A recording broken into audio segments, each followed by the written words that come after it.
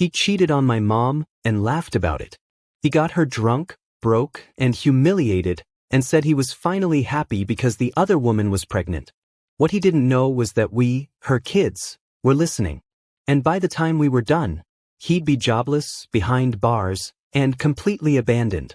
If you've ever watched someone you love get betrayed and wished you could do something about it, hit that subscribe button, like this video, and join me as we walk through a revenge story that proves one thing: mess with the wrong family, and karma won't be far behind. Let me take you back a few years. After 25 years in a crumbling marriage to my manipulative father, my mom, 50 at the time, finally walked away. She was exhausted, emotionally drained, and just trying to piece herself back together. That's when she met Chris. Chris was charming. A little rough around the edges, sure. He'd served time for a DUI, but he seemed to make her smile again. And after everything she'd been through, that felt like a miracle. As her kids, me, 24, my brother, 23, and my sister, 30, we were cautious, but we gave him a chance. He wasn't our dad, but maybe he could be a decent partner to our mom. Chris and I even bonded a bit over video games. He'd sit in the living room, controller in hand, trash talking like he was part of the family. It wasn't perfect, but it worked, for a while. Until 2017. One day, Chris left for a routine probation check-in at the courthouse. Hours passed. No call. No text. Mom was pacing. Then the phone rang. It was Chris, from Texas. Turns out, his family had deep ties to gang and drug activities back in Texas, and he'd gotten caught up in the middle of it. The FBI had been watching him for months. They arrested him at the courthouse, and he flipped, agreed to testify against his own family to get a reduced sentence. Suddenly, we were in some weird Breaking Bad spin-off. For the next year, he was out on a conditional release, awaiting trial, and my mom stood by him. She believed in second chances. She took his calls. They planned a future together. She even spoke to his employer, he was managing a local Dairy Queen, and arranged for him to get his job back when he returned. But when he came back, he brought something else with him: the drinking. Heavy drinking. Chris went from a few beers a night to polishing off half a case a day. And he wasn't a quiet drunk. He was mean. Cruel. He picked fights with anyone within earshot, especially my mom. Screaming matches became a nightly soundtrack. And while he never hit her, the emotional abuse was cutting her apart. Mom made excuses. He's stressed from the trial, she'd say. He just needs time. But time didn't fix anything. And one night, she hit her limit. Chris came home blackout drunk. She asked him, calmly, if he'd been drinking. He didn't deny it. He laughed. That was the last straw. She kicked him out on the spot. Told him to go stay with a friend. The next morning, she asked us to gather some of his essentials, just enough so he didn't have to come back in the house. We were halfway through collecting his crap when there was a knock at the door. It was Betty.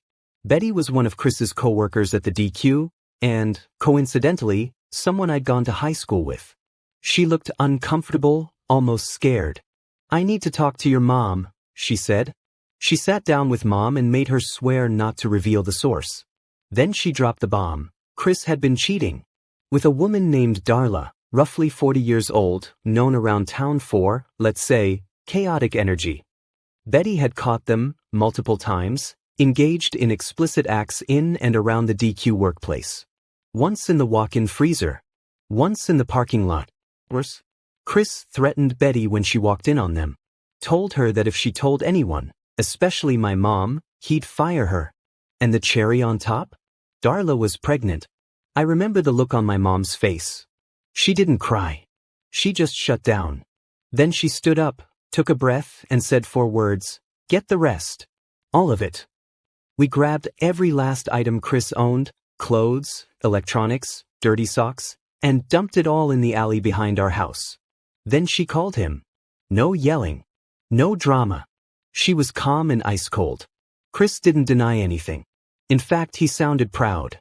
Told her he was finally going to have a kid of his own, since she refused to give him one. For context, Mom had almost died giving birth to us. Her doctor said more pregnancies could kill her. So yeah, that comment? Low as hell. She told him to come pick up his trash, with a police escort, and to never contact her again. That should have been the end of it. But that wasn't enough for me, my brother, and my sister. We wanted justice. Step 1. Take down his career. DQ stores are typically franchised, and Chris's boss owned several in the area. Luckily for us, he was a good man and a friend of the family. We called him, explained everything, from the workplace sex acts to the threats against Betty. He was horrified. Within days, Chris was fired, blacklisted from every DQ in the region. Guess who got promoted to store manager? Betty.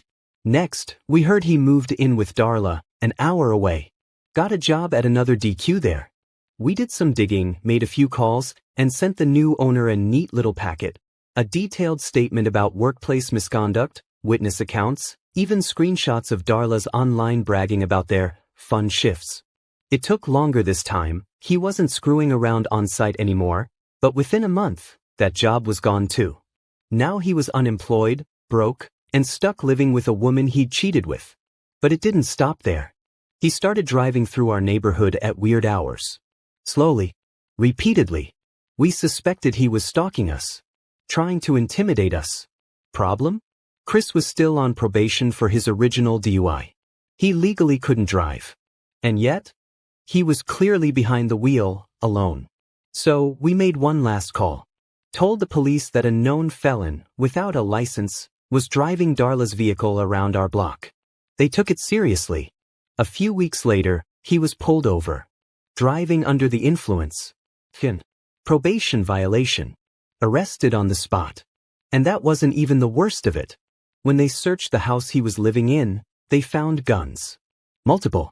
And Chris, as a convicted felon, wasn't allowed to be near one, let alone several. They tacked on extra charges and he was sent back to jail. By the time he finished that sentence, it was just in time to be shipped off to Texas, where the original trial against his family was starting. Chris's son was born while he was behind bars. Darla? She realized the kind of man she was stuck with and cut ties. Sued him for child support. And won. Chris started sending my mom letters.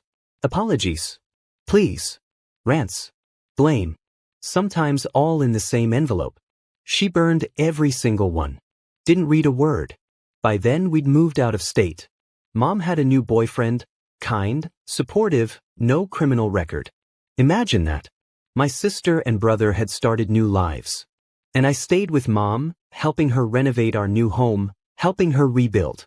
Chris? Last we heard, he's living somewhere in Kansas. Broke. Alone. Drowning in child support payments.